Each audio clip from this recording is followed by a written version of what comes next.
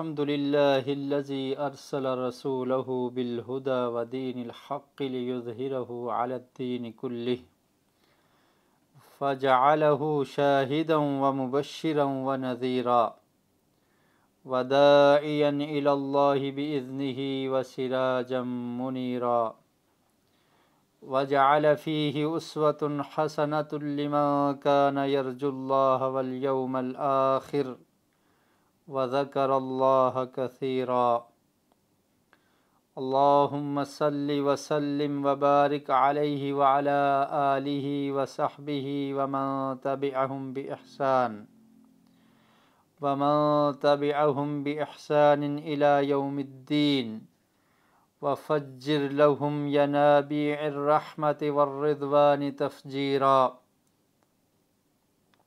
أما بعد فأعوذ بالله من الشيطان الرجيم بسم الله الرحمن الرحيم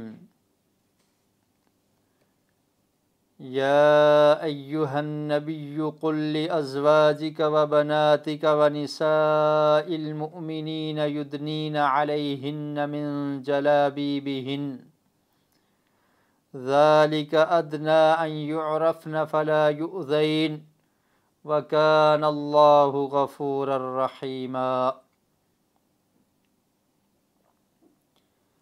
نبی مکرم صلی اللہ علیہ وسلم کی سیرت ہم سب لوگوں کے لیے اسوہ حسنہ ہے۔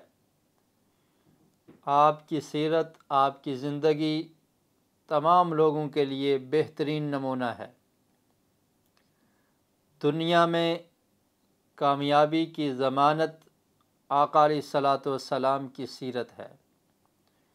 جو شخص اس فانی اور عارضی زندگی میں کامیاب ہونا چاہتا ہے، کامیابی حاصل کرنا چاہتا ہے، اسے چاہیے کہ وہ سیرت الرسول صلی اللہ علیہ وسلم کا مطالعہ کر لے اور اس کو اپنا لے اور پیارے رسول صلی اللہ علیہ وسلم کی زندگی کو اسوہ حسنہ سمجھ لے، بہترین نمونہ سمجھ لے، تو وہ شخص دنیا کی زندگی میں کامیاب ہو جائے گا، اور آخرت کی کامیابی بھی اسی میں ہے کہ انسان آقا علیہ الصلاۃ والسلام کی اتباع، اطاعت، فرما برداری اور آپ کی سیرت کو سامنے رکھ کر اس کے مطابق زندگی بسر کرے، تو دنیا اور آخرت کی بھلائیاں اور کامیابیاں اسے نصیب ہو جائیں گی۔ نبی اکرم صلی اللہ علیہ وسلم کی سیرت کے حوالہ سے پچھلے دروس میں ہم کچھ پڑھ چکے ہیں۔ آقا علیہ الصلاۃ والسلام کی عمر مبارک 20 سال کی ہوتی ہے، آپ جوان ہو جاتے ہیں۔ تجارت کی غرض سے شام کا سفر، اس کو ہم نے پڑھا۔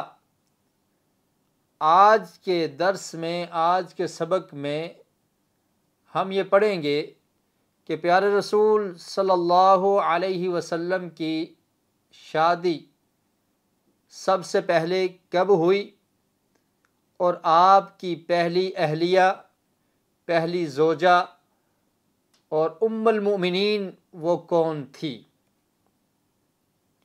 اور کس وقت اور کس عمر میں نبی اکرم صلی اللہ علیہ وسلم نے شادی کی۔ پیارے رسول صلی اللہ علیہ وسلم کی عمر جب 25 سال تھی تو آقا علیہ الصلاۃ والسلام نے حضرت خدیجۃ الکبریٰ رضی اللہ تعالی عنہا سے نکاح کا ارادہ کیا اور ان کو پیغام نکاح بھیجا۔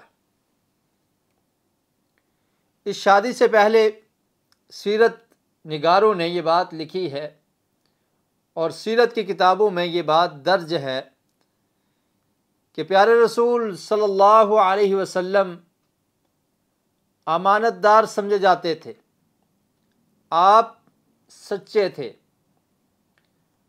اور تجارت میں بھی آپ سچائی کو اپناتے تھے،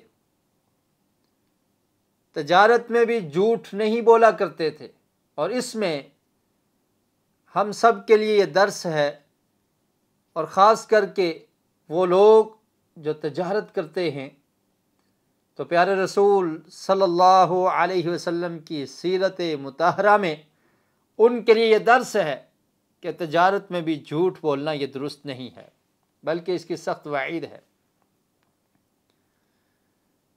تو پیارے رسول صلی اللہ علیہ وسلم تاجر ہونے کے باوجود امانت دار اور سچائی کو اختیار کرتے تھے۔ حضرت خدیجہ رضی اللہ تعالی عنہا مالدار خاتون تھی اور اعلیٰ نسب والی تھی، اونچے خاندان سے ان کا تعلق تھا، اور آپ تاجرہ تھی، تجارت کیا کرتی تھی، شام کی طرف لوگوں کو بھیجتی اپنا مال دے کر۔ تو آقا علیہ الصلوۃ والسلام نے بھی یہ سفر کیا، اور آپ کے ساتھ حضرت خدیجہ رضی اللہ تعالی عنہ کا غلام میسرہ بھی تھا۔ مختلف سیرت نگاروں نے مختلف باتیں لکھی ہیں۔ تو میسرہ نے جب یہ دیکھا کہ پیارے رسول صلی اللہ علیہ وسلم کی وجہ سے تجارت میں بہت برکت ہوئی اور بہت زیادہ پرافٹ اور منافع ہوا، اور پیارے رسول صلی اللہ علیہ وسلم کا معاملہ کسٹمر کے ساتھ، گاہکوں کے ساتھ کرنا کتنا اچھا انداز اور کتنا اچھا اسلوب تھا، اس نے آ کر حضرت خدیجہ رضی اللہ تعالی عنہا کو یہ بتلایا۔ خدیجہ رضی اللہ تعالی عنہا بہت زیادہ امپریس ہوئی، اور انہوں نے یہ ارادہ کیا کہ وہ آقا علیہ الصلوۃ والسلام سے نکاح کر لیں۔ حضرت خدیجہ مالدار بھی ہیں، اعلیٰ نسب اور اعلیٰ خاندان سے ان کا تعلق ہے، اور اس سے پہلے ان کی شادی ہو چکی تھی لیکن وہ بیوہ تھی۔ 2 آدمیوں سے حضرت خدیجہ کی شادی آقا علیہ الصلوۃ والسلام سے قبل ہو چکی تھی۔ ایک کا نام عتیق بن عائض یا عتیق بن عابد کہا جاتا ہے، اور دوسرے کا نام ابو ہالہ۔ ان 2 کے بعد حضرت خدیجہ رضی اللہ تعالی عنہا اب اپنی تجارت میں مشغول تھی۔ اس کے بعد آپ نے شادی نہیں کی تھی۔ قریش کے بڑے بڑے سرداروں نے نکاح کا پیغام بھیجا، لیکن انہوں نے انکار کر دیا۔ اپنی سہیلی نفیسہ کو کہا کہ آپ نبی اکرم صلی اللہ علیہ وسلم سے پوچھئے اس کے متعلق کہ میں آپ سے نکاح کرنا چاہتی ہوں۔ خیر وہ جاتی ہیں، اور آقا علیہ الصلوۃ والسلام کو بتایا جاتا ہے۔ پھر پیارے رسول صلی اللہ علیہ وسلم نے اپنے چچاؤں سے یہ بات کی، اور پھر انہوں نے نکاح کا پیغام، خطبہ بھیجا حضرت خدیجہ رضی اللہ تعالی عنہا کے والد خویلد بن اسد۔ وہ فوت ہو چکے تھے، تو ان کے چچا عمر بن اسد نے خدیجہ یعنی اپنی بھتیجی کا نکاح محمد رسول اللہ صلی اللہ علیہ وسلم سے کر دیا۔ جب یہ نکاح ہوا تو اس وقت نبی اکرم صلی اللہ علیہ وسلم کی عمر مبارک 25 سال تھی، 25 ایئرس، 25 سال آپ کی عمر تھی، اور ام المومنین حضرت خدیجہ رضی اللہ تعالی عنہا کی عمر 40 برس تھی۔ ابن اسحاق رحمۃ اللہ علیہ نے بغیر سند کے یہ بات لکھی ہے کہ اس وقت خدیجہ رضی اللہ تعالی عنہا کی عمر 28 برس تھی، لیکن مشہور بات یہی ہے اور یہی درست معلوم ہوتی ہے کہ خدیجۃ الکبریٰ رضی اللہ تعالی عنہا کی عمر اس وقت 40 سال تھی۔ 40 سال کی عمر میں نبی اکرم صلی اللہ علیہ وسلم سے ان کا نکاح ہو جاتا ہے۔ ذرا بات کو سمجھنے کی کوشش کیجئے۔ بعض لوگ یہ اعتراض کرتے ہیں، آقا علیہ الصلوۃ والسلام کی زیادہ شادیوں پر اعتراض کیا جاتا ہے کہ نعوذ باللہ پیارے رسول صلی اللہ علیہ وسلم عورتوں کو پسند کیا کرتے تھے، اس لیے آپ کی زیادہ شادیاں تھیں، اور آپ نعوذ باللہ عورتوں میں شغف رکھتے تھے، اس لیے آپ نے زیادہ شادیاں کی ہیں۔ یہ بات قطعاً درست نہیں ہے۔ جو شخص عورتوں میں شغف رکھنے والا ہو اور اس کی خواہشات ایسی ہوں تو وہ کسی بیوہ عورت سے شادی نہیں کرتا، بڑی عمر کی عورت سے شادی نہیں کرتا۔ وہ اپنی خواہش کو پورا کرنے کے لیے چھوٹی عمر کی لڑکی کو تلاش کرتا ہے، اور خاص کر کے ایسی عمر میں کہ آقا علیہ الصلوۃ والسلام جوان ہیں اور اعلیٰ قبیلے سے ان کا تعلق ہے، اور ان کے لیے خواتین کی یا عورتوں کی کمی بھی نہیں ہے۔ اس کے باوجود پیارے رسول صلی اللہ علیہ وسلم نے اس عورت کا انتخاب کیا جو آپ کے معاملات میں آپ کی معاون بن گئی، اور ان کی وجہ سے دین اسلام کو کتنا فائدہ ہوا۔ انہوں نے اپنے مال سے فائدہ پہنچایا، اپنے کردار سے دین اسلام کو فائدہ پہنچایا۔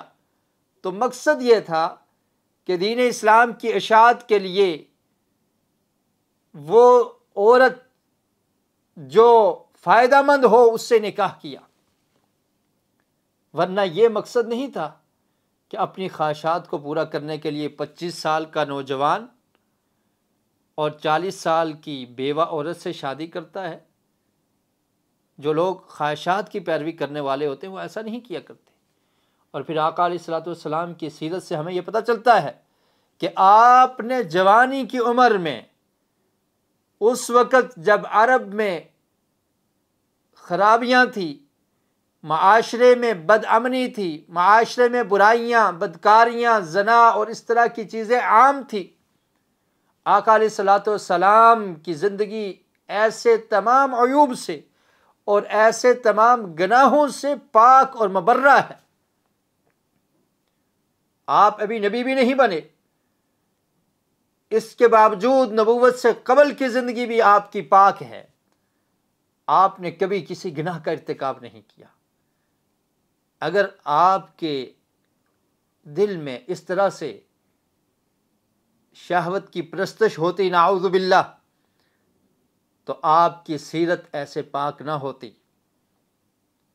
آقا علیہ الصلوۃ والسلام نے اپنی جوانی کی عمر میں بھی کبھی بدکاری کا ارتکاب نہیں کیا، کبھی گناہ نہیں کیا، کبھی شرک کے قریب نہیں گئے، اور بتوں سے بھی آپ کو نفرت تھی۔ تو اللہ رب العالمین نے آپ کی حفاظت کی تھی، کیونکہ اللہ تعالیٰ آپ کو نبوت کا تاج پہنانے والے تھے۔ تو چنانچہ نبی اکرم صلی اللہ علیہ وسلم کی عمر 25 برس ہے، اور خدیجہ رضی اللہ تعالی عنہا کی عمر 40 برس ہے، اور آپ کی ان کے ساتھ شادی ہو جاتی ہے، نکاح ہو جاتا ہے۔ اور اب آقا علیہ الصلوۃ والسلام کی اولاد حضرت خدیجہ رضی اللہ تعالی عنہا پیارے رسول صلی اللہ علیہ وسلم کی پہلی زوجہ ہیں، ام المومنین،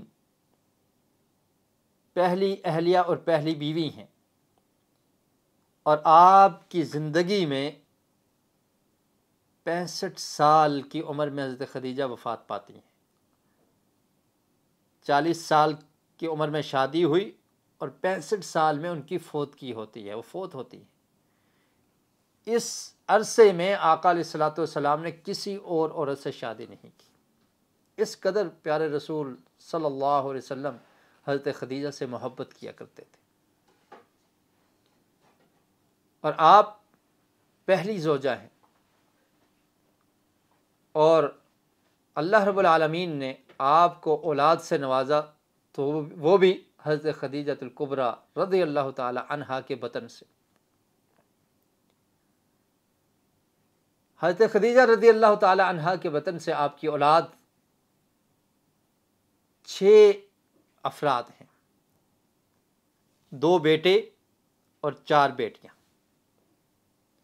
صرف ایک بیٹا جن کا نام ابراہیم تھا وہ حضرت ماریہ قبطیہ رضی اللہ تعالی عنہا کے بطن سے۔ باقی ساری اولاد حضرت خدیجہ رضی اللہ تعالی عنہا سے ہے۔ بیٹوں کے نام، سب سے پہلے بیٹا اس کا نام تھا قاسم، اور اسی سے آقا علیہ الصلوۃ والسلام کی کنیت تھی ابو القاسم، قاسم بن محمد صلی اللہ علیہ وسلم، اور یہ بھی حضرت خدیجہ رضی اللہ تعالی عنہا سے تھے۔ اس کے بعد آپ کی 4 بیٹیاں ہیں۔ پہلی بیٹی کا نام ہے زینب، دوسری بیٹی کا نام ہے رقیہ، تیسری بیٹی کا نام ہے ام کلثوم، چوتھی بیٹی کا نام ہے فاطمہ الزہرا رضی اللہ تعالی عنہن اجمعین، اور آپ کے دوسرے بیٹے کا نام عبداللہ، طاہر اور طیب کے لقب سے یہ مشہور تھے، اور آپ کے ایک اور بیٹے جن کا نام ابراہیم ہے وہ ماریہ قبطیہ رضی اللہ تعالی عنہا سے ہیں۔ تو اللہ رب العالمین نے آپ کو اولاد دی حضرت خدیجہ رضی اللہ تعالی عنہا کے بطن سے۔ آقا علیہ الصلوۃ والسلام کے نکاح کا ثبوت احادیث سے بھی واضح ہوتا ہے۔ صحیح البخاری میں حدیث ہے، حضرت عائشہ رضی اللہ تعالی عنہا بیان کرتی ہیں، فرماتی ہیں ما غرت علی امرأۃ للنبی صلی اللہ علیہ وسلم ما غرت علی خدیجہ ہلکت قبل ان یتزوجنی لما كنت اسمعه يذكرها وامره الله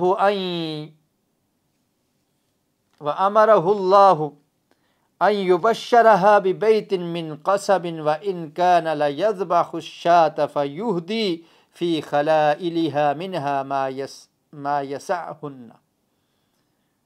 حضرت عائشہ رضی اللہ تعالیٰ عنہ فرماتی ہیں کہ مجھے نبی اکرم صلی اللہ علیہ وسلم کی بیویوں میں سے سب سے زیادہ جس پہ غیرت آتی تو وہ حضرت خدیجہ رضی اللہ تعالی عنہا تھی۔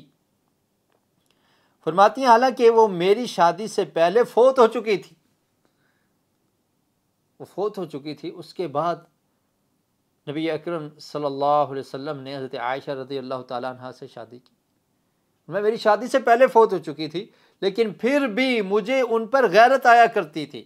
اس کی وجہ کیا تھی کہ میں آقا علیہ الصلوۃ والسلام سے سنا کرتی تھی ان کے متعلق، آپ ان کا تذکرہ کیا کرتے تھے، ان کی وفات کے بعد بھی ان کا تذکرہ پیارے رسول صلی اللہ علیہ وسلم کیا کرتے تھے۔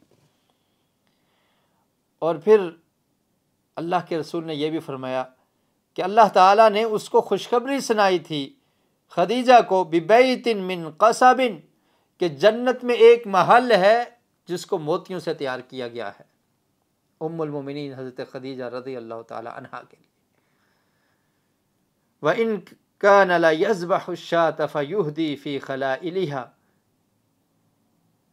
اور اگر گھر میں کبھی کھانا پکتا تو آقا علیہ الصلوۃ والسلام کوئی ذبح ہوتا، بکری ذبح کی جاتی تو اس سالن کو پیارے رسول صلی اللہ علیہ وسلم خدیجہ کی سہیلیوں میں تقسیم کیا کرتے تھے، حضرت خدیجہ رضی اللہ تعالیٰ عنہ کی سہیلیوں میں تقسیم کر دیا کرتے۔ اس قدر آقا علیہ الصلوۃ والسلام حضرت خدیجہ سے محبت کیا کرتے تھے۔ اور پھر یہ وہ خاتون ہیں ام المومنین خدیجۃ الکبریٰ رضی اللہ تعالی عنہا کہ جن کو آسمان سے سلام آیا تھا۔ اس کے بارے میں ایک روایت صحیح البخاری میں ہے، اس کے راوی حضرت ابو ہریرہ رضی اللہ تعالی عنہ ہیں۔ آقا علیہ الصلوۃ والسلام کا فرمان، ھذہ خدیجۃ اتتک باناء فیہ طعام، اللہ کے رسول نے فرمایا کہ جبریل علیہ السلام آئے اور کہنے لگے کہ یہ خدیجہ ہے جو آپ کے پاس کھانا لے کر آتی ہے۔ اتتک باناء فیہ طعام، اس سے یہ بھی پتہ چلتا ہے کہ زوجہ کو اپنے شوہر کی خدمت کرنی چاہیے۔ مسلمان عورت اسے اپنے خاوند کے لیے کھانا تیار کرنا چاہیے، اور حضرت خدیجہ رضی اللہ تعالی عنہا نے آقا علیہ الصلوۃ والسلام کی کیسے خدمت کی، اس کی مثال دنیا میں نہیں ملتی۔ کھانے کا معاملہ ہو، حوصلہ دینے کا معاملہ ہو۔ نبوت کے بعد جب غار حرا سے واپس آئے، حضرت خدیجہ نے کن الفاظ میں پیارے رسول صلی اللہ علیہ وسلم کو حوصلہ دیا، اس کا ذکر انشاءاللہ آنے والے دروس میں ہوگا، اور کس قدر اپنے مال کو بلکہ اپنی جان کو اور اپنے سب کچھ کو اللہ کے رسول کے لیے قربان کر دیا۔ پیارے رسول فرماتے ہیں کہ جبریل علیہ السلام کہتے ہیں کہ یہ خدیجہ ہیں جو آپ کے لیے کھانا لے کر آئی ہیں، او اناء فیہ شراب، یا وہ برتن لے کے آئی ہیں جس میں پینے کی کوئی چیز ہے، فَأَقْرِئِهَا مِن رَبِّهَا السَّلَامُ، رب کی طرف سے سلامتی ہو ان پر، اللہ رب العالمین نے ان پر سلام بھیجا ہے۔ وَبَشِّرْهَا بِبَيْتٍ مِّن قَصَبٍ لَا صَخَبٍ فِيهِ وَلَا نَصَبٍ، اللہ نے سلام بھیجا ہے اور پھر کہا ہے کہ ان کو خوشخبری سنا دیجئے۔ پہلی خاتون ہیں جنہوں نے اسلام قبول کیا، نبی اکرم صلی اللہ علیہ وسلم کی نبوت اور رسالت پر ایمان لائی، اسلام کو قبول کر لیا، یہ پہلی خاتون ہے۔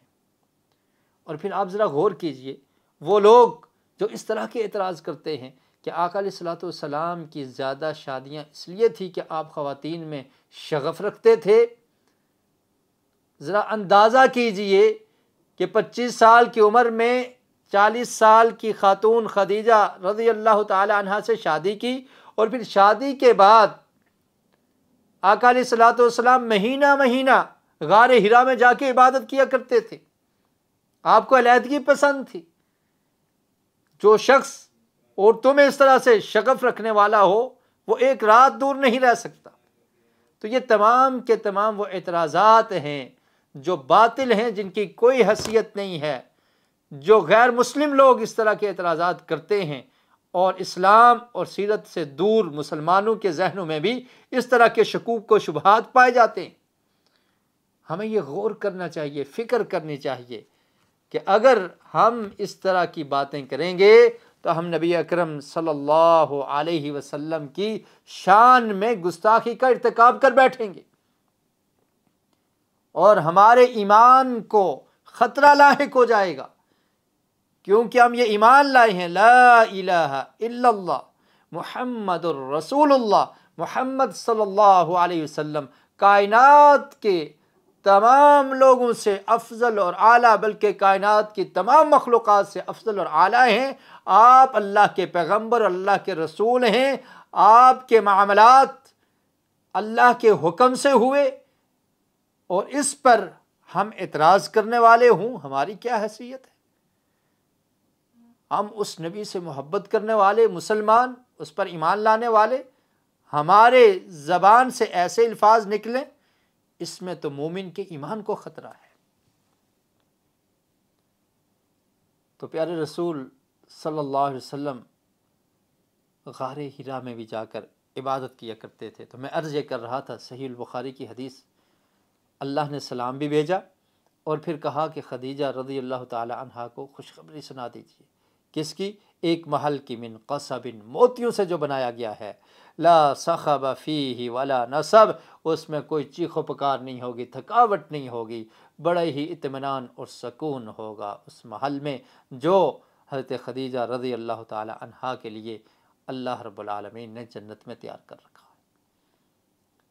تو حضرت خدیجہ رضی اللہ تعالی عنہا سے نبی اکرم صلی اللہ علیہ وسلم کی جو اولاد تھی، 2 بیٹے اور 4 بیٹیاں تھیں۔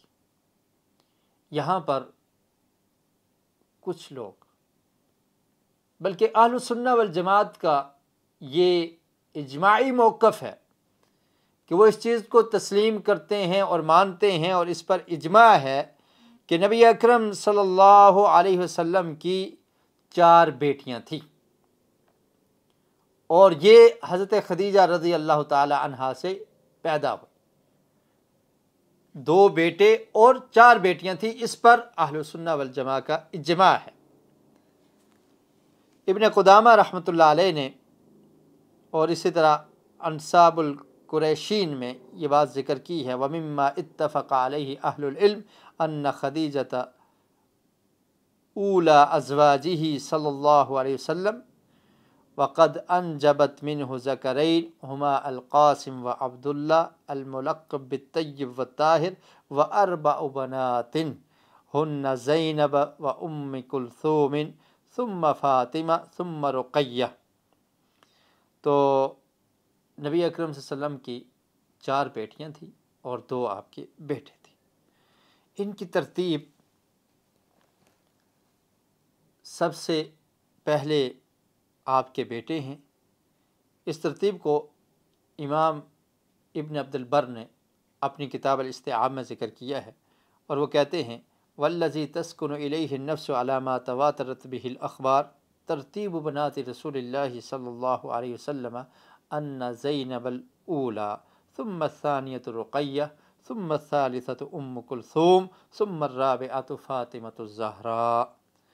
بیان کرتے ہیں کہ آپ کی بیٹیوں میں سب سے بڑی جو بیٹی تھی وہ زینب تھی، اور پھر اس کے بعد رقیہ تھی، اور پھر کلثوم تھی، اور پھر چوتھے نمبر پہ فاطمۃ الزہراء رضی اللہ تعالی عنہن اجمعین یہ تھی۔ شیعہ میں 2 موقف پائے جاتے ہیں، ایک موقف اہل السنہ کے ساتھ اور اہل السنہ کی حمایت میں ہے، اور شیعہ کی کتب اس بات پر گواہ ہیں کہ وہ اس بات کو تسلیم کرتے ہیں کہ اللہ کے رسول صلی اللہ علیہ وسلم کی 4 بیٹیاں تھیں۔ شیعہ کی ایک کتاب ہے الغیبہ للطوسی، الغیبہ للطوسی، تو اس میں بیان کرتے ہیں امام مہدی کے نائب ان کو سمجھا جاتا ہے شیعہ کے عقائد کے مطابق، امام حسین بن روح، ان سے پوچھا گیا کم بنات رسول اللہ صلی اللہ علیہ وسلم کہ اللہ کے رسول کی بیٹیاں کتنی تھیں؟ تو انہوں نے جواب میں کہا فقال 4 4 تھی۔ قال فأیہن افضل، ان میں سے افضل کون ہیں؟ تو پھر انہوں نے جواب میں کہا کہ فاطمہ وہ افضل ہیں۔ اور اسی طرح شیعہ کی ایک اور کتاب ہے، اس کا نام ہے الخصال، اس میں مذکور ہے کہ ولد لرسول اللہ صلی اللہ علیہ وسلم من خدیجۃ القاسم والطاہر وهو عبد اللہ و کلثوم و رقیہ و زینب و فاطمہ۔ تو اس میں ان کے نام بھی ذکر کر دیے۔ الخصال یہ کتاب ہے لابن بابویہ القمی کی، اس کا صفحہ نمبر 404 ہے۔ تو وہ کہتے ہیں کہ اللہ کے رسول صلی اللہ علیہ وسلم کی جو اولاد ہے حضرت خدیجہ سے، تو ان میں قاسم ہیں، طاہر ہیں جن کو عبداللہ کہا جاتا تھا، اور کلثوم ہیں، رقیہ ہیں، زینب ہیں اور فاطمہ ہیں۔ اور اسی طرح ایک اور شیعہ عالم ہیں عبداللہ مامقانی، انہوں نے نبی اکرم صلی اللہ علیہ وسلم کے صاحبزادیوں کا ذکر کرتے ہوئے لکھا ہے کہ وَوُلِدَتْ لَهُ 4 بَنَاتٍ كُلُّهُنَّ أَدْرَكْنَ الْإِسْلَامَ وَهَاجَرْنَ وَهُنَّ زَيْنَبْ وَفَاطِمَةُ وَرُقَيَّةُ وَأُمُّ كُلْثُوم۔ تنقیح المقال، اس میں وہ لکھتے ہیں، کہتے ہیں کہ نبی اکرم صلی اللہ علیہ وسلم کی 4 بیٹیاں ہیں، ان تمام نے اسلام کو پایا ہے اور انہیں ہجرت کی ہے، اور ان کے نام بھی ذکر کیے کہ زینب، رقیہ، کلثوم اور فاطمہ ہیں۔ تو شیعہ نے بھی اس بات کو تسلیم کیا ہے. ان میں بھی حق گو یا حق کہنے والے کچھ لوگ ہوتے ہیں. بہرحال اس بات میں انہوں نے اس بات کو تسلیم کیا کہ آقا علیہ الصلوۃ والسلام کی 4 بیٹیاں. ایک دوسرا موقف جو شیعہ میں پایا جاتا ہے وہ صرف کہتے ہیں کہ پیارے رسول صلی اللہ علیہ وسلم کی صرف ایک بیٹی حضرت فاطمہ ہے. حضرت رقیہ اور ام کلثوم کا انکار کر دیتے ہیں اور کہتے ہیں کہ یہ حضرت خدیجہ رضی اللہ تعالی عنہا کی بہن تھی اور وہ فوت ہو چکی تھی، تو ان کی بیٹیاں حضرت خدیجہ کے پاس تھیں. یہ جھوٹ اور افتراء ہے، اور ایسا جھوٹ اور افتراء اور تہمت لگا کر نبی اکرم صلی اللہ علیہ وسلم کی پاک سیرت اس پر انگلیاں اٹھانے کا موقع فراہم کیا جاتا ہے. اور پھر آپ نے یہ بھی سنا ہوگا کہ بعض لوگ اس طرح کے شکوک و شبہات پیش کرتے ہیں، اور شیعہ میں سے ہی کچھ لوگ ایسا کرنے کی کوشش کرتے ہیں کہ وہ کہتے ہیں دیکھیں جی، آقا علیہ الصلوۃ والسلام کی عمر 25 سال تھی جب آپ کی شادی ہوئی، اور حضرت خدیجہ کی عمر رضی اللہ تعالی عنہا ان کی عمر 40 سال تھی. اور پھر جب پیارے رسول صلی اللہ علیہ وسلم کی عمر 40 سال ہوئی تو آپ کو نبوت سے سرفراز کیا گیا، آپ کو نبوت کا تاج پہنایا گیا، آپ نبی بن گئے. اس سے پہلے آپ کی بیٹیاں 3 بیٹیاں کم از کم، اور اگر چوتھی بیٹی کے بارے میں حضرت فاطمہ رضی اللہ تعالیٰ عنہ کی ولادت کے میں بھی یہ قول ملتا ہے کہ آقا علیہ الصلوۃ والسلام کی عمر جب 35 برس تھی تو پھر ان کی ولادت ہوئی. تو کہتے ہیں دیکھیں جی، جب آپ نبی بنے اس سے پہلے آپ کی 3 بیٹیاں اور 2 بیٹے یہ موجود تھے، اور یہ بیٹیاں ان کی شادی بھی ہوگی، تو یہ کیسے ممکن ہے؟ یہ اس طرح کا ایک شبہ لوگ پیدا کرنے کی کوشش کرتے ہیں.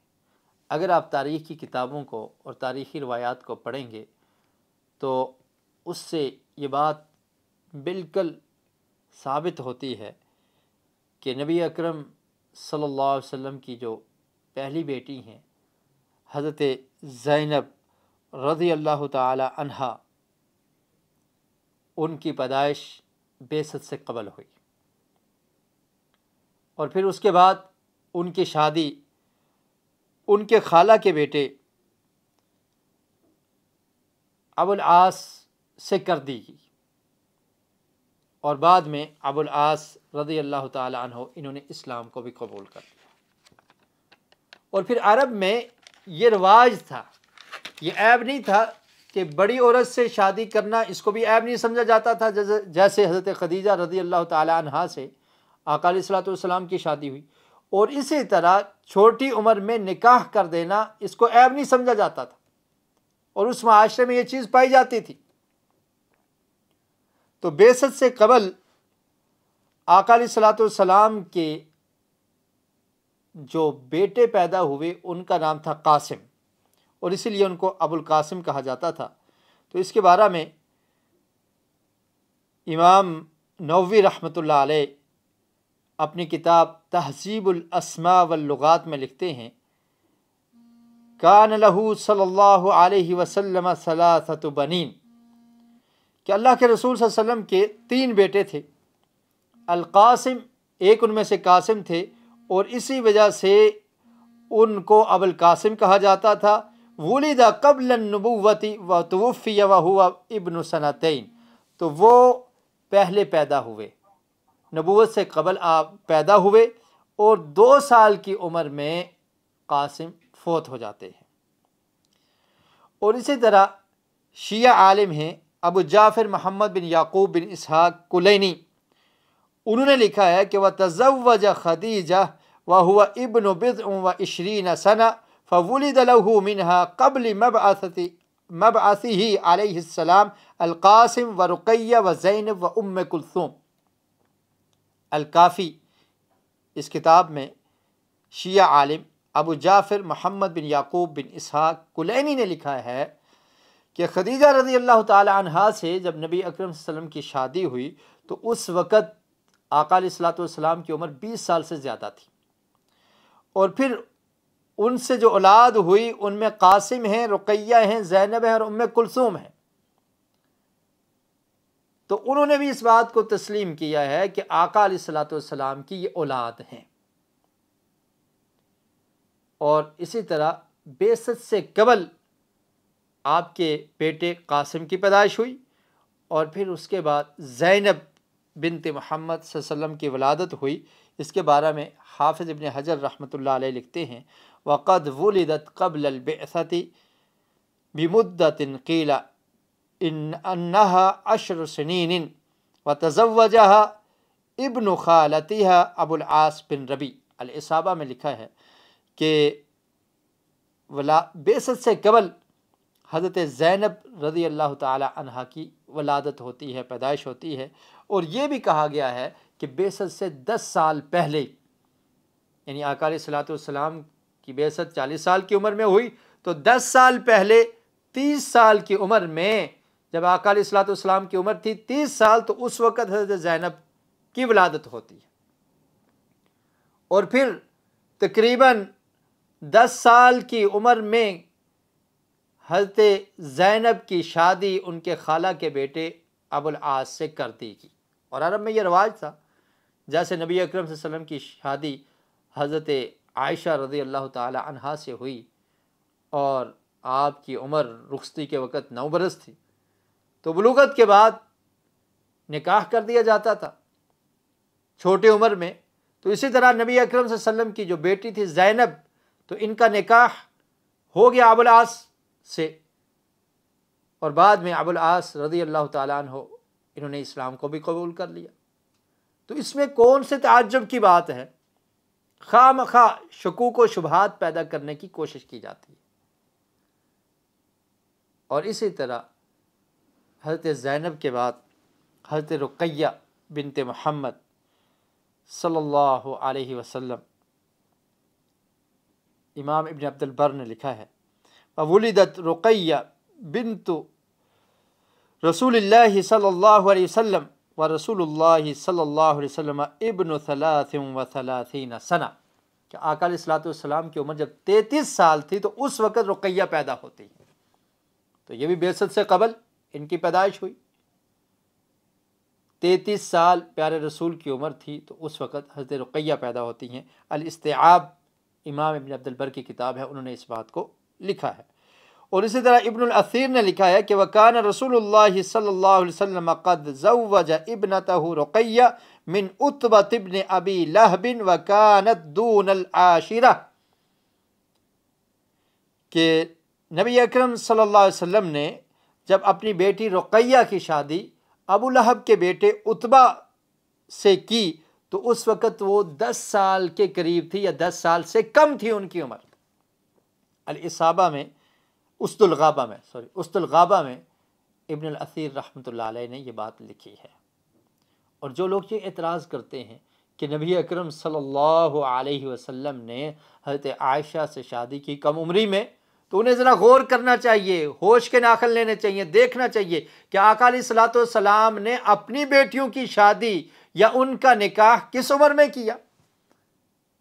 10 سال کی عمر میں زینب رضی اللہ تعالیٰ عنہ کا نکاح ان کے خالہ کے بیٹے ابو العاص سے ہو گیا، اور 10 سال کے قریب یا اس سے کم عمر میں اپنی بیٹی رقیہ رضی اللہ تعالیٰ عنہ ان کا نکاح ابو لہب کے بیٹے عتبہ کے ساتھ کر دیا۔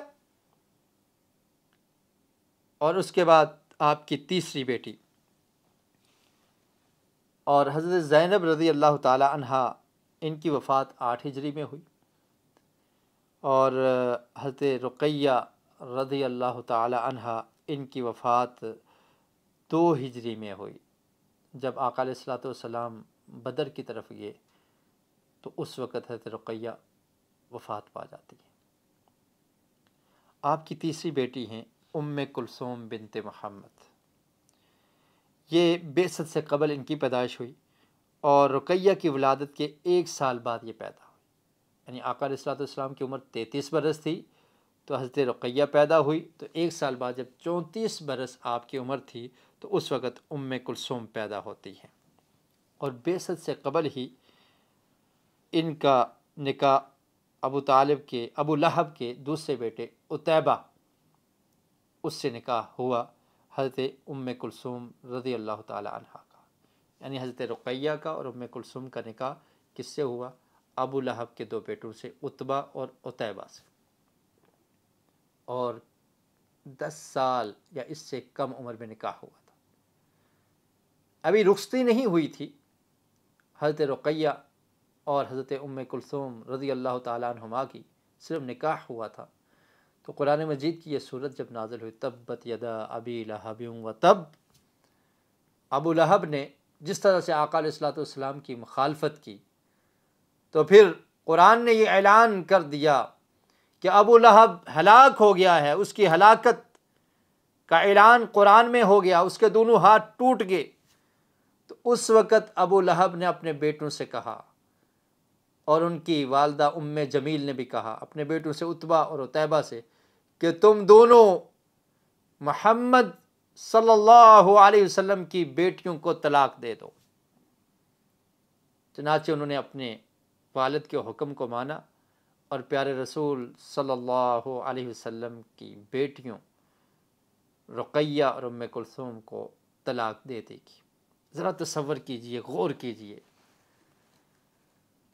دین اسلام کے لیے آقا علیہ الصلوۃ والسلام نے کتنی مشکلات کو برداشت کیا، کتنی پریشانیوں کو جھیلا، اپنے دشمن بن جاتے ہیں۔ ابو لہب آپ کا چچا ہے اور آپ کے بارے میں کہتا ہے تبا لک یا محمد، محمد صلی اللہ علیہ وسلم تیرے لیے ہلاکت ہو، تو نے اس لیے ہمیں جمع کیا ہے۔ اور پھر بیٹیوں کو طلاق ہو جاتی ہے صرف اس وجہ سے کہ پیارے رسول صلی اللہ علیہ وسلم نے توحید کا پیغام مشرکین کو، قریش کے لوگوں تک پہنچایا، ان کو توحید کی دعوت دی۔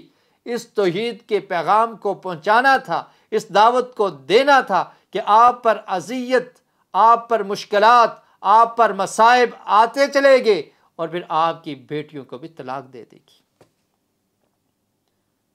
تو میں بتانا یہ چاہ رہا تھا کہ تاریخی کتابیں اس بات پر گواہ ہیں کہ نبی اکرم صلی اللہ علیہ وسلم کی جو اولاد تھی وہ حضرت خدیجہ رضی اللہ تعالی عنہا سے ہوئی، اور آپ کی 4 بیٹیاں تھیں، اور حضرت رقیہ، حضرت زینب، حضرت رقیہ اور ام کلثوم رضی اللہ عنہن، ان کا نکاح بعثت سے قبل ہو چکا تھا۔ تو اس وقت معاشرے میں عموماً 10 سال یا اس سے کچھ کم عمر میں نکاح کر دیا جاتا تھا، تو اس میں کوئی تعجب کی بات نہیں ہے، اور یہ عرب میں یہ عام روٹین تھی اور یہ معاملہ پایا جاتا تھا۔ جب آقا علیہ الصلوۃ والسلام کی بیٹی حضرت رقیہ کو ابو لہب کے بیٹے نے طلاق دے دی، ام کلثوم کو بھی طلاق ہو جاتی ہے، تو پھر ان کا نکاح حضرت عثمان رضی اللہ تعالی عنہ سے ہوا۔ رقیہ رضی اللہ تعالی عنہ، ان کی وفات غزوہ بدر والے سال یعنی سن 2 ہجری میں ہو جاتی ہے۔ پیارے رسول اسلام کی سربلندی کے لیے اپنے ساتھیوں کے ساتھ بدر کے مقام پر ہیں، رقیہ مدینہ میں وفات پا جاتی ہیں۔ حضرت عثمان اسی وجہ سے غزوہ بدر میں نہ جا سکے، تو جب آقا علیہ الصلوۃ والسلام واپس آئے، پھر رقیہ کی وفات کے بعد ام کلثوم رضی اللہ تعالی عنہا سے حضرت عثمان کا نکاح ہو جاتا ہے۔ آقا علیہ الصلوۃ والسلام نے حضرت عثمان کے نکاح میں اپنی دوسری بیٹی ام کلثوم کو بھی دے دی، اور ام کلثوم رضی اللہ تعالی عنہ حضرت عثمان کے نکاح میں آ جاتی ہیں، اور اس کے بعد پیارے رسول صلی اللہ علیہ وسلم کی چوتھی بیٹی، ان کا نام ہے حضرت فاطمہ الزہرا رضی اللہ تعالی عنہ۔ اس کے بارے میں بعض نے یہ لکھا ہے کہ جب آقا علیہ الصلوۃ والسلام کی عمر 41 سال تھی اس وقت ان کی ولادت ہوئی، اور کچھ نے لکھا ہے کہ جب پیارے رسول صلی اللہ علیہ وسلم کی عمر 35 برس تھی تو اس وقت ان کی ولادت ہوئی، اور یہی قول راجح ہے۔ فاطمہ الزہرا رضی اللہ تعالی عنہا ہجرت کر کے مدینہ میں آ جاتی ہیں، تو مدینہ میں ان کی شادی حضرت علی رضی اللہ تعالی عنہ سے سن 2 ہجری میں ہوتی ہے۔ 2 ہجری میں ان کا نکاح ہوتا ہے، اور آقا علیہ الصلوۃ والسلام کی جتنی اولاد تھی آپ کی زندگی میں ہی وہ فوت ہو گئی، بیٹے بھی اور 3 بیٹیاں بھی۔ صرف حضرت فاطمہ الزہرا رضی اللہ تعالی عنہا آپ کی وہ صاحبزادی ہیں کہ جو آپ کی وفات کے 6 مہینے کے بعد فوت ہوتی ہیں، باقی آپ کی اولاد آپ کی زندگی میں ہی وفات پا جاتی ہے۔ تو آقا علیہ الصلوۃ والسلام کا نکاح اور شادی حضرت خدیجہ سے، اور اس کے بارے میں جو شکوک و شبہات پائے جاتے تھے ان کو مختصر ہم نے عرض کیا۔ اور آج کا ہمارا دوسرا ٹاپک یہ ہے کہ جب نبی اکرم صلی اللہ علیہ وسلم مکہ میں رہتے تھے نبوت سے قبل، تو آپ کو صادق اور امین کے لقب سے پکارا جاتا تھا۔ عرب کے لوگ بھی آپ کو صادق اور امین کہا کرتے تھے، آپ کی سچائی کے چرچے تھے، آپ کے پاس لوگوں کی امانتیں رکھی جاتی تھی، لوگ اپنی امانتیں آپ کے پاس رکھا کرتے تھے۔ اور پھر پیارے رسول صلی اللہ علیہ وسلم کی اللہ تعالیٰ نے حفاظت کی، تو آپ نے نبوت سے قبل بھی کبھی شرک نہیں کیا، کبھی کوئی بڑا گناہ اس کا ارتکاب نہیں کیا۔ اور اسی طرح عرب معاشرے میں جب لوگ ننگے رہتے تھے اور بیت اللہ کا طواف ننگا کیا کرتے تھے، تو آقا علیہ الصلوۃ والسلام نے ایسا بھی کبھی نہیں کیا۔ اور اسی لیے سن 9 ہجری میں پیارے رسول صلی اللہ علیہ وسلم نے حضرت ابوبکر صدیق رضی اللہ تعالیٰ عنہ سے کہا تھا کہ آپ اعلان کر دیں کہ آج کے بعد بیت اللہ کا طواف ننگا ہو کر کوئی شخص نہیں کرے گا۔ کعبہ کی تعمیر ہو رہی تھی جب پیارے رسول صلی اللہ علیہ وسلم کی عمر 35 برس تھی، اور کعبہ کی تعمیر میں جو لوگ شریک تھے ان میں آقا علیہ الصلوۃ والسلام بھی شریک تھے، آپ بھی اپنے کندھے پر پتھر اٹھا کر لا رہے تھے۔ تو یہ روایت صحیح البخاری میں ہے۔ پیارے رسول صلی اللہ علیہ وسلم کے ساتھ آپ کے چچا عباس تھے۔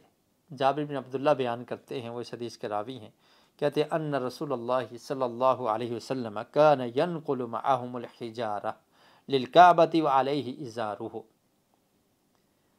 آپ صلی اللہ علیہ وسلم پتھر اٹھا رہے ہیں اور آپ نے ازار باندھا ہوا ہے۔ فقال له العباس عمہ، تو آپ کے چچا عباس نے کہا یا ابن اخی لو حللت ازارک فجعلت علی منکبیک دون الحجارہ، قال فحلہ فجعلہ علی منکبیہ فسکت مغشیا علی فما رؤی بعد ذلک عریانا۔ تو اس طرح سے اللہ رب العالمین نے آپ کی حفاظت کی تھی، آپ کے سطر کو لوگوں کے سامنے کبھی نہیں کھولا آپ نے، اور کبھی آپ عریاں نہیں ہوئے۔ پتھر اٹھا کے لے کے جا رہے تھے تو آپ کے چچا عباس نے کہا اے میرے بھتیجے، کندھا زخمی ہو جائے گا، تو کیوں نہ ہو کہ آپ ایسا کر لیں کہ اپنے ازار کو، اپنی تہمت کو اپنے کندھے پہ رکھ لو، تو پتھر کی خراش سے آپ کا کندھا محفوظ رہے گا۔ نبی اکرم صلی اللہ علیہ وسلم نے اپنے ازار کو اٹھایا اور یہاں پر رکھ دیا۔ ایسا کرنا ہی تھا کہ آپ بے ہوش ہو کر زمین پر گر گئے، اور پھر جب ہوش میں آئے تو آپ نے فوری فرمایا کہ میرا ازار میرا ازار میرا ازار دیا جائے، تو فوری آپ کا ازار باندھ دیا گیا۔ اس کے بعد پیارے رسول صلی اللہ علیہ وسلم کو کبھی بھی عریاں نہیں دیکھا گیا۔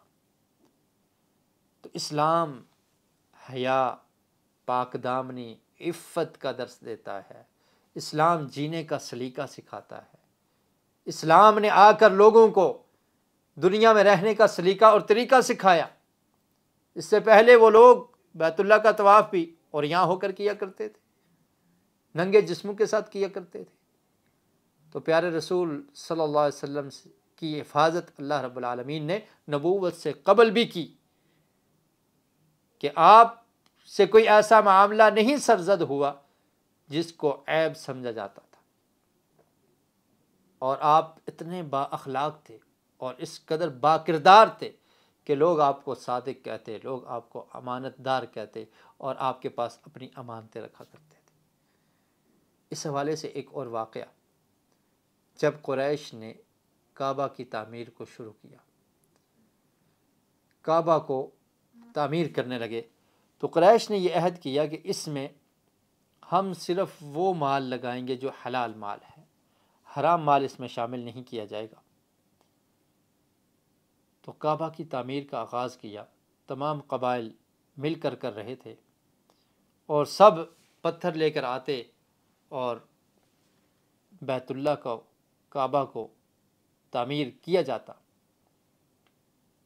اب پتھر لگاتے لگاتے جب اس جگہ پر پہنچے کہ جہاں پر حجر اسود کو نصب کرنا تھا، تو اختلاف پیدا ہو جاتا ہے۔ 3-4 دن تک اختلاف رہا۔ ہر قبیلہ اس کوشش میں ہے کہ یہ سعادت مجھے مل جائے، میں حجر اسود کو اس کی جگہ پر نصب کروں۔ اب اختلاف ہے، اور اختلاف اس قدر بڑھ گیا کہ خون خرابے کا خطرہ تھا۔ چنانچہ ابو امیہ بن المغیرہ، یہ قریش کا بڑا شخص تھا، عمر رسیدہ تھا۔ چوتھے دن جب قریش کے لوگ بیٹھے تھے تو اس نے یہ کہا کہ ایسا کرتے ہیں کہ اس معاملے کا کوئی فیصلہ کیا جائے، یہ اختلاف بڑھتا جا رہا ہے، اس کو کنٹرول کیا جائے۔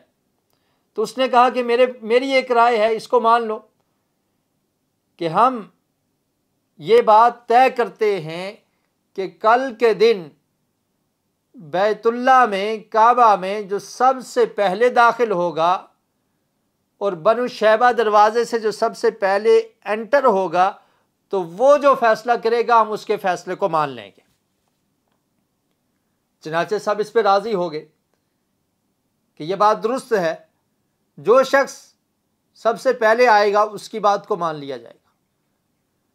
تو اللہ کا کرنا ایسا ہوا کہ دوسرے دن سب سے پہلے داخل ہونے والے وہ میرے اور آپ کے پیارے رسول نبی اکرم صلی اللہ علیہ وسلم تھے۔ ابھی نبوت نہیں ملی، 35 سال کی عمر ہے آپ کی۔ اس وقت یہ واقعہ پیش آیا۔ جب آقا علیہ الصلوۃ والسلام دروازے سے داخل ہوئے تو عرب کے لوگوں نے، قریش کے لوگوں نے یہ آواز بلند کر دی، آتاکم الامین رضیناہ، ہم راضی ہو گئے ہیں، یہ امانت دار شخص ہے، یہ جو فیصلہ کرے گا ہم اس کو مان لیں گے، تسلیم کر لیں گے۔ یہ سیرت النبی کے دروس ہیں۔ مومن امانت دار ہوتا ہے، نبی کا امتی، نبی کا پیروکار، نبی سے محبت کرنے والا، نبی کی سیرت کو اپنانے والا، وہ امانت دار ہوتا ہے، وہ صادق ہوتا ہے، وہ وعدہ خلافی کرنے والا نہیں ہوتا، وہ جھوٹ بولنے والا نہیں ہوتا، وہ خائن نہیں ہوتا۔ تو وہ لوگ خوش ہو جاتے ہیں۔ دشمن جو بعد میں دشمن بن گئے، دعوت کو جنہوں نے قبول نہ کیا، ان نے بھی یہ اعلان کیا، آتاکم الامین، امانت دار محمد صلی اللہ علیہ وسلم وہ آ گئے ہیں، ان کے فیصلے کو ہم مان لیں گے۔ پھر دیکھیے کیسا عادلانہ فیصلہ کیا اور کیسا بہترین فیصلہ کیا، تاریخ میں اس کی مثال نہیں ملتی۔ آقا علیہ الصلوۃ والسلام نے قریش کے رؤساء کو جمع کیا، سرداروں کو جمع کیا، اور انہیں کہا کہ ایسا کرو، ایک کپڑا لایا جائے، ایک چادر منگوائی، اور اس چادر میں، اس کپڑے کے اندر حجر اسود کو رکھ دیا۔ جب اس کپڑے میں رکھ دیا تو اس کے بعد تمام رؤساء کو کہا کہ اس کپڑے کو تم تھام لو، اس چادر کو تھام لو، پکڑ لو۔ ہر قبیلہ اور اس قبیلے کا رئیس ایک کنارے سے اس چادر کو پکڑ لے، اور سب نے مل کر اس چادر کو اٹھایا اور اوپر کر دیا۔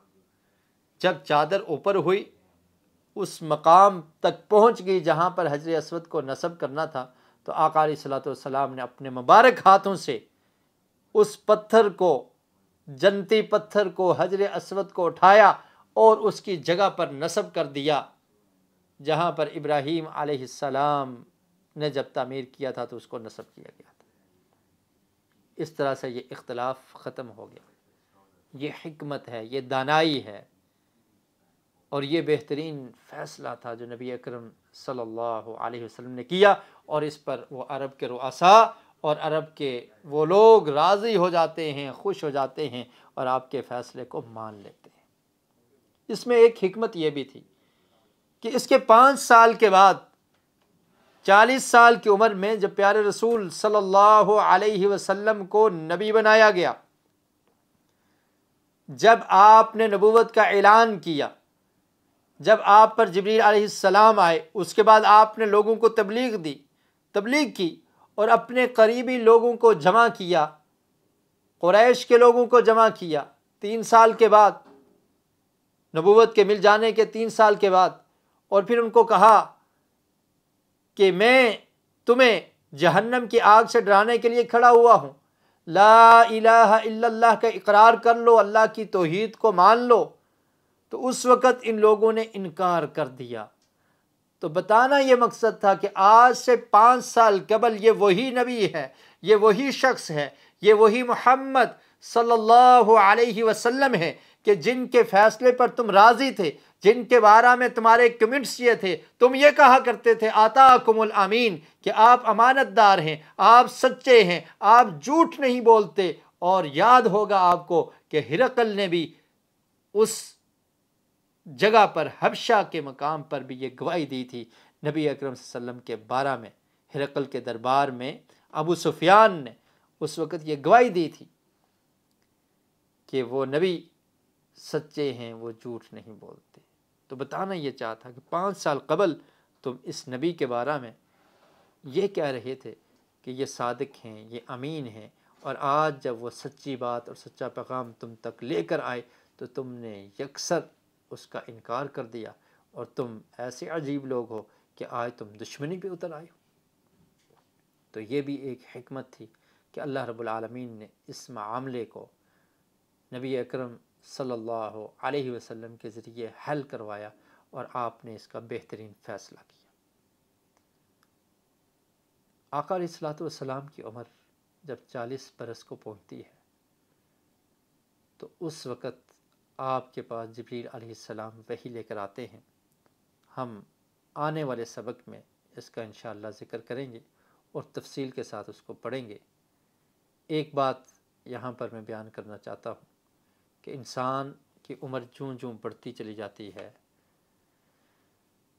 وہ موت کے قریب ہو جاتا ہے، یا موت اس کے قریب آ جاتی ہے۔ ویسے تو موت کا کوئی پتہ نہیں کہ کس وقت موت کا فرشتہ آئے اور انسان کی روح کو اس کے جسم سے علیحدہ کر دے، انسان ایکسپائر ہو جائے اور انسان کی موت واقع ہو جائے۔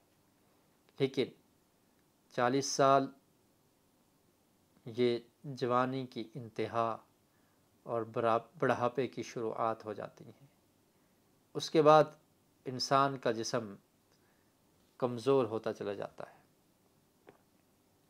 تو جب 40 سال کو انسان پہنچ جائے تو اسے غور و فکر کرنا چاہیے، اسے سوچنا چاہیے کہ میں نے اپنی زندگی کو کیسے بسر کیا ہے، اور اب جو زندگی کے کچھ سال باقی ہیں ان کو مجھے کیسے بسر کرنا چاہیے۔ اللہ کی نعمتوں کا شکر بھی ادا کرنا چاہیے اور آخرت کی تیاری بھی کرنی چاہیے۔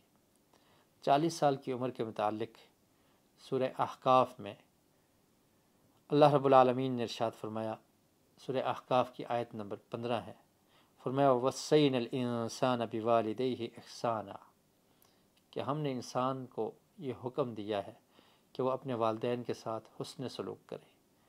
حملتہ امہ کرہا ووضعتہ کرہا، کہ اس کی ماں نے اس کو بڑی ہی مشکل سے پیدا کیا ہے اور بڑی ہی مشکل سے اس کو اٹھائے رکھا ہے۔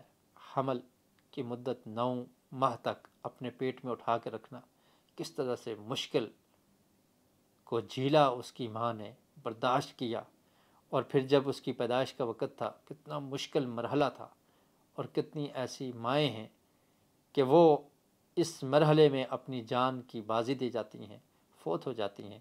تو فرمایا کہ ہم نے انسان کو یہ حکم دیا ہے کہ اپنے والدین کے ساتھ حسن سلوک کرے، اور خصوصاً ماں کے بارے میں فرمایا کہ ماں نے کتنی مشقت سے اس حمل کو اٹھایا اور پھر اس کو پیدا کیا۔ وَحَمْلُهُ وَفِصَالُهُ 30 شہرا، اور اس کا حمل اور پھر دودھ پلانے کی مدت فرمایا کہ 2 سال، اور یہ ٹوٹل 30 شہرا 30 مہینے بنتی ہے۔ تو اس میں حمل کی کم از کم مدت کا بھی ذکر ہے کہ وہ 6 ماہ ہو سکتی ہے، اور دودھ پلانے کی مدت جیسا کہ سورہ بقرہ میں بھی ہے والوالدات یرضعن اولادہن حولین کاملین، کہ 2 سال کی مدت ہے۔